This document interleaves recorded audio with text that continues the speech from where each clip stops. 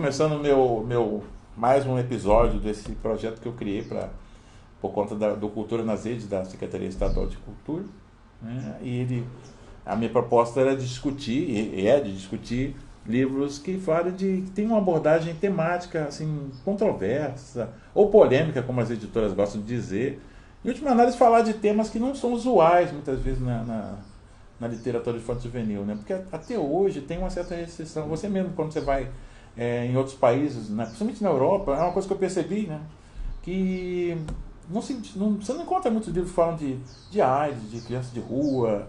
Alguns assuntos eu até entendo que, por exemplo, criança de rua na Alemanha é uma coisa meio excêntrica. Existe, mas não tem nada a ver com a nossa criança de rua. Como também outros assuntos nem existem. Por exemplo, assalto no meio da rua. Fiquei quase um mês na Suíça e nos últimos dias eu estava torcendo para aparecer um assaltante.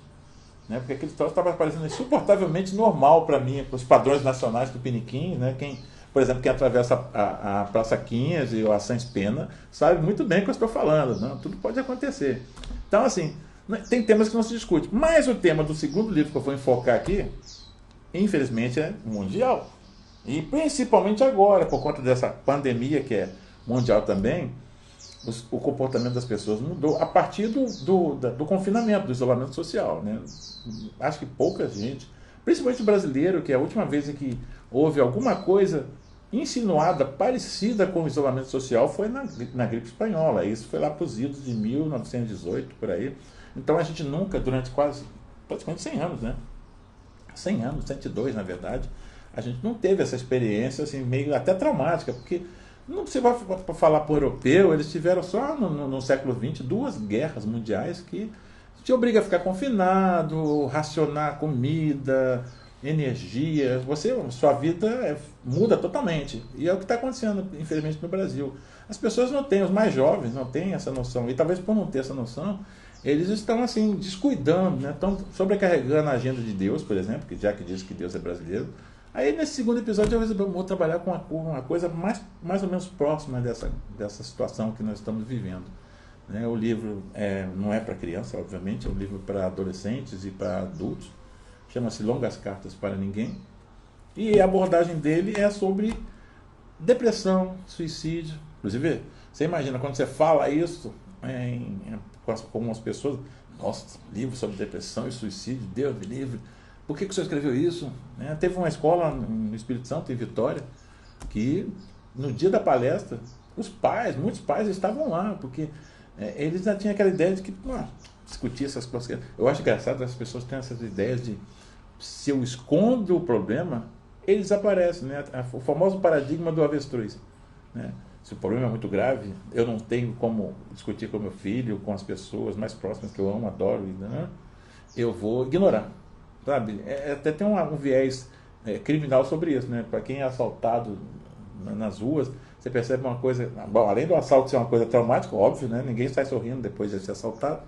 Você percebe uma outra coisa mais inquietante e bem humana, não estou condenando, não. Que assim, o cara foi assaltado. A reação de todos em volta, com raríssimas exceções, é de olhar para o outro lado.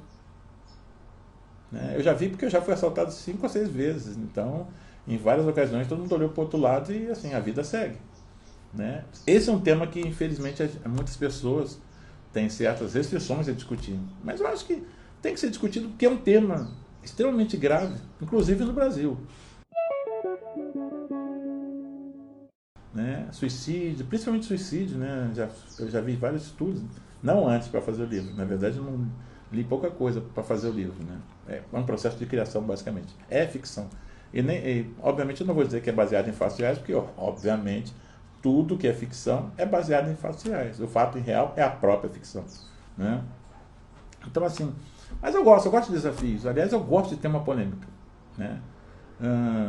Mas é engraçado. Como eu falei no primeiro episódio, as histórias são muito engraçadas, porque a gente tem uma visão grandiloquente de criação. Né? O autor, sabe, teve ideia maravilhosa, não, essas ideias surgem da maneira mais simples, né? Vamos usar uma palavra mais aceita por todos, é simples, não tem grandes elucubrações.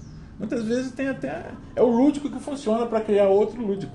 Né? Esse livro surgiu a partir do texto, do título, né? Aliás, ele surgiu com muita ênfase no título, porque eu tenho vários cantores e atrizes e atores que eu gosto, obviamente, né? E eu fui ver um show de uma cantora que eu gosto muito dela, assim, da voz, das letras, do estilão dela, que de vez em quando tem um estilão assim que bate muito com a minha maneira de ver a vida e de me comportar, que é Adriana Calcanhoto. Sou fã da Adriana Calcanhoto. E aí eu fui ver um show dela no Teatro Rival, para quem conhece o Rio ou mora no Rio, fica ali no centro da cidade, perto da Câmara Municipal, é uma rosinha bem estreitinha, pequenininha, é um teatro também pequenininho, e eu fui ver o show dela lá, né? Era um show acústico, e eu arranjei uma mesa bacana, bem em frente pro crime, assim, olhando para ela, né? Aqueles olhos lindos que ela tem, e fiquei lá sentadinho, e ela começou a tocar, e ela tem uma música que acho que todo mundo conhece, que é uma das músicas mais antigas dela, chamada Inverno. É uma linda, ela fala do Rio de Janeiro, e fala de um Rio de Janeiro que pouca gente, que a gente toda vez que fala do Rio de Janeiro, pensa naquele sol, naqueles 40 graus, fritando ovo no asfalto. Na música dela, ela fala de um inverno que as pessoas no Rio de Janeiro nem muitas vezes apreciam, pelo contrário, que é o inverno, chuva, né, a solidão na praia, a praia como eu gosto, só minha, olha que egoísmo, né?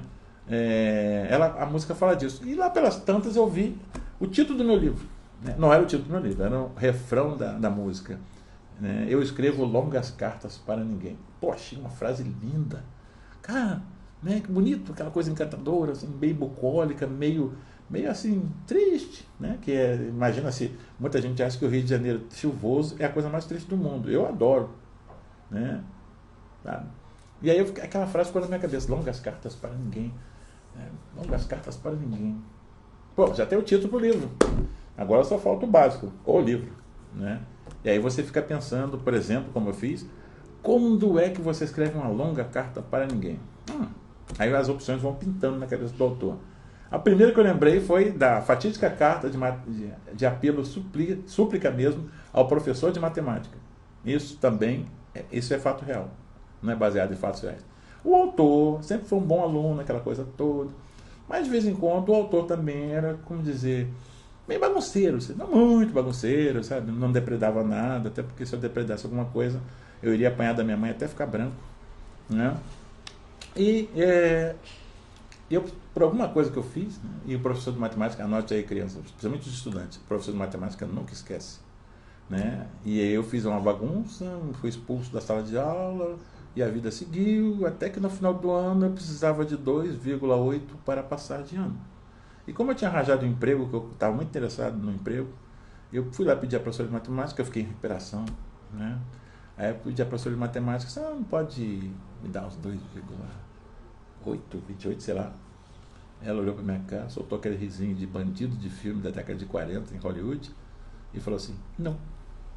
Não adiantou nenhuma carta linda que eu fiz para ela, falando: não, professora, eu vou trabalhar, blá, blá, blá. Foi a única vez da minha vida que eu repeti. Era o melhor aluno da sala e o único que repetiu. Isso acontece comigo, né? Mas dizem que certas coisas só acontecem com botafoguenses, que é a mesma coisa no meu caso, né? Bom, essa era uma hipótese, mas deixei para lá. Aí vamos outra hipótese: perdi a minha namorada. Aliás, eu perdia muito frequência, né? E aí eu vou fazer uma carta apaixonada, porque eu estava apaixonado por ela, e fiz uma carta bonita, apaixonada, assim: eu te amo, te adoro, você é a razão da minha vida. Quem já escreveu, já passou por essa situação, sabe que o roteiro é mais ou menos o mesmo. E a maioria também não funciona, né? Também não foi isso. Aí eu tinha lido uma revista que recomendo, não sei se ainda existe, chama Nova Escola, e na revista tinha uma matéria falando sobre suicídio entre jovens, que naquela época era a terceira ou segunda causa de morte entre jovens no Brasil. Aí eu comecei a pensar, aí surgiu aquela turma que todos nós tínhamos quando a gente gostava mais de ficar com os seres humanos do que com o computador, né? E aquela turma que jogava bola com a gente, até lembro hoje quando um moleque sofre bullying do outro, vira quase uma crise institucional. O cara passa a vida inteira com ódio do sujeito e quer matá-lo. Naqueles tempos mais assim, a menos, né, mais bucólicos, quando eu jogava bola na rua, né, na verdade eu não jogava, eu tentava jogar, e geralmente eu era colocado no time, porque também geralmente a bola era minha, se eu não jogasse não tinha jogo, né? E aí eu lembro a gente brigava, sabe, de vez em quando eu dava uns carrinhos mais violentos num colega, ele ficava chateado, soco pra cá, soco pra lá, eu não usava óculos ainda, né? Mas depois que acabava o jogo a gente saía abraçado, era uma coisa assim, o ódio era raso. 10 segundos e acabou, nós somos amigos de novo. Né? Aí eu lembrei dessa turma que tinha mais na minha época. E aí surgiu na minha cabeça uma turma, né, que passa a vida inteira junto. Desde pequitinho, no jardim, na creche, o diabo quatro. Né? E aí eles vão ao longo da vida, só que chega um momento que eles fazem vestibulares para várias escolas diferentes e a turma não vai se encontrar toda hora, eles fazem uma despedida maravilhosa com direito a bungee jumping, né? E vão para casa.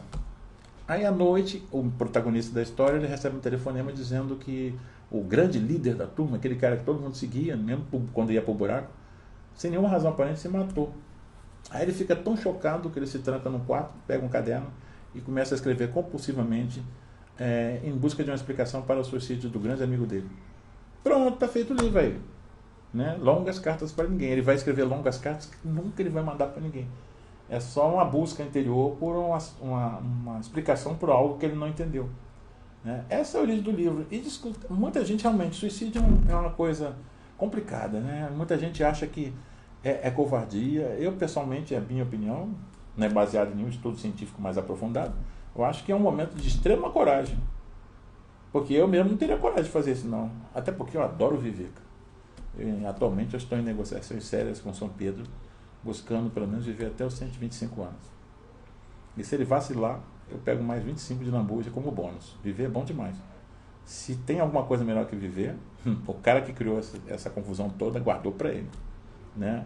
Mas eu acho que tem que ser discutido. Não adianta, porque assim, eu vou muito, como eu falei, esse meu trabalho de autor de literatura infantil juvenil te leva, é uma coisa muito prazerosa, eu adoro estar em contato com as pessoas que leem meus livros, né?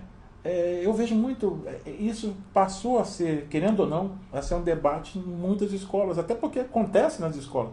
Eu não vou citar nomes, mas ano passado eu fui em 4 ou 5 escolas onde tinha acontecido isso. Um aluno tinha, por razões que nem Freud explica, mas se matado. Ele não deixou um bilhete, sabe? Aquele famoso bilhete de suicida, aquilo é clichê. Nem todo mundo deixa bilhetinho com correção ortográfica, essas coisas, não. O cara simplesmente se mata. Né? E eu acho que é fundamental discutir isso. Não tem, eu volto à ideia, o que me fez trabalhar com esse tipo de assunto é exatamente essa possibilidade de você, a partir da compreensão de si mesmo, né? Aquela famosa frase lá que as pitonisas, quando você ia no templo lá na Grécia Antiga, você via, conhece a ti mesmo, é uma função básica do humano. Né? A gente tenta basicamente saber o que eu estou fazendo aqui, para onde eu vim, de onde eu vim, para onde eu vou. Essa é a essência do humano. E a essência também tem uma quarta pergunta: por que eu fiz isso? Né? Eu acho que é legal você discutir isso. Né? Eu acho que até a garotada, em certa medida, está mais pé no chão do que os pais. Não adianta tentar esconder o que está na nossa frente. Uma coisa muito complicada, principalmente em épocas como essa, onde as pessoas ficam muito isoladas. Né? Eu acho que, pessoalmente, o homem não nasceu para ficar só. Né? Isso nem é bíblico, isso é uma questão basicamente de lógica. A gente não nasceu para ficar só, a gente fica pouco à vontade quando está só. Né? Eu ia até usar uma expressão aqui, mas não vou usar, porque ela é muito controversa e o povo que está filmando vai rir até chorar se eu usar essa explicação. Mas tem explicação, tudo tem explicação. Né? Então, assim, se vocês tiverem coragem, os seus pais tiverem coragem, não tenha medo de ler esse livro. Né? Aliás, eu não tenho medo de ler livro nenhum. Né? As pessoas, quando sentam para escrever um livro, obviamente esperam, né, serem lidos. E que o livro faça alguma... Eu já cheguei à seguinte conclusão: por pior que seja o livro, você pensa, cara. Né? Se não for muito, você vai pensar assim: por que eu estou lendo essa porcaria desse livro? Né? Quando você não lê o livro nenhum, você não faz essa formulação.